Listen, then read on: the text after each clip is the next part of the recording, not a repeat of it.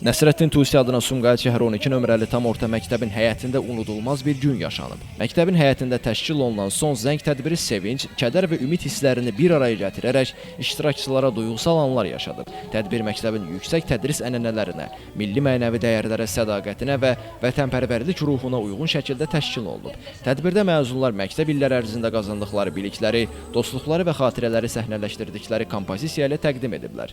Hər səhnədə gənclərin formalaşmış şəxsiyyətləri çevrildiyi, elmə və vətənə bağlı ruhda yetişdiyi aydın hiss olunub. Son zəngin səslənməsi ilə isə bu yolda atılan addımların ilk mərhələsi tamamlanıb, gənclər yeni və məsuliyyətli bir həyata qədəm qoyublar. Məktəbin direktoru, təcrübəli pedaqoq və fədakar maarifçi Reyhan Baxışıyeva tədbirdə çıxış edərək məzunlara ürək sözlərini ünvanlayıb. Son zəng tədbiri milli musiqilər, vətənə həsr olunmuş şeirlər və bayraqla müşayiət olunan çıxışlarla davam edib. Bu da bir daha göstərib ki, 12 nömrəli məktəbin məzunları yalnız birliklik deyil, həm də vətənə sədaqətli, milli kimliyinə sahib çıxan gənclər kimi cəmiyyətə vəsiqə alırlar. Beləliklə, bugün Sumqayıtda yalnız bir məktəbdə deyil, bütövlükdə bir gələcəyin təməli qoyuldu. Təhsilli uğurları və vətənə sədaqətli gəncləri ilə tanınan bu məktəbin məzunları qarşıdakı mərhələlərdə də uğurlarını davam etdirəcəklərinə əminlik yaratdılar. Elvin Qudrətov, Şəmsistan Fikrətli, Elbrus İsmailov, bugün informasiya proqramı üçün.